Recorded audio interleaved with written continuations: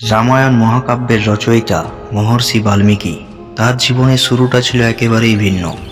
পুরাণ কথায় বর্ণিত আছে, তিনি প্রথম জীবনে রত্নাকর নামে পরিচিত ছিলেন এবং জীবিকা নির্বাহ করতেন বনাঞ্চলে বসবাসকারী এক শিকারী হিসাবে। পুরাণ কথা ও লোকপ্রচলিত কাহিনীতে বলা হয় যে মহর্ষি বাল্মীকি আগে রত্নাকর নামে এক দস্যু বা ডাকাত ছিলেন। এই কাহিনীতে কিরাত শব্দটির উল্লেখ পাওয়া যায়, যা প্রাচীন ভারতীয় সাহিত্যে বনবাসী ও শিকার নির্ভর জনগোষ্ঠী বোঝাতে ব্যবহৃত হয়েছে।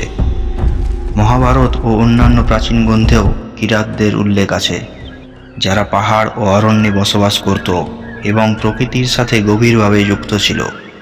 ভারতের বিভিন্ন অঞ্চলের মতো বাংলার প্রাচীন লোকবিশ্বাসেও বন, নদী ও প্রকৃতিকে কেন্দ্র করে নানা উপাসনার প্রথা দেখা যায়। যেমন সুন্দরবন অঞ্চলে পূজিত হন বনবিবি, যিনি জঙ্গলবাসীদের রক্ষাকর্ত্রী বলে মানা হয়। এগুলো আমাদের মনে করিয়ে দেয় প্রকৃতি নির্ভর জীবনযাপন ও বিশ্বাস প্রাচীনকাল থেকেই ভারতীয় সংস্কৃতির একটি গুরুত্বপূর্ণ অংশ। পুরাণ অনুযায়ী একদিন ঋষি নারদের সাথে রত্নাকরের সাক্ষাৎ হয়। নারদ তাকে একটি গভীর প্রশ্ন করেন, যে পাপের জন্য তুমি অন্যায় করছো তার দায়ভার কি তোমার পরিবার নেবে? এই প্রশ্ন রত্নাকরকে গভীরভাবে নাড়িয়ে দেয়। এরপর তিনি তপস্যায় বসেন, দীর্ঘ সাধনার মাধ্যমে অন্তরের পরিবর্তন ঘটান এবং পরবর্তীকালে হয়ে ওঠেন মহর্ষি বাল্মীকি।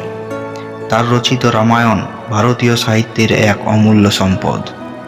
এই কাহিনী আমাদের শেখায় মানুষের জীবন পরিবর্তন সম্ভব এবং জ্ঞান ও সাধনার মাধ্যমে একজন সাধারণ মানুষও মহান হতে পারেন।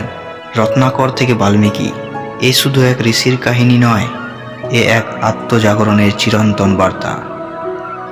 এ ধরনের ভিডিও পেতে চ্যানেলটিকে অবশ্যই সাবস্ক্রাইব করুন।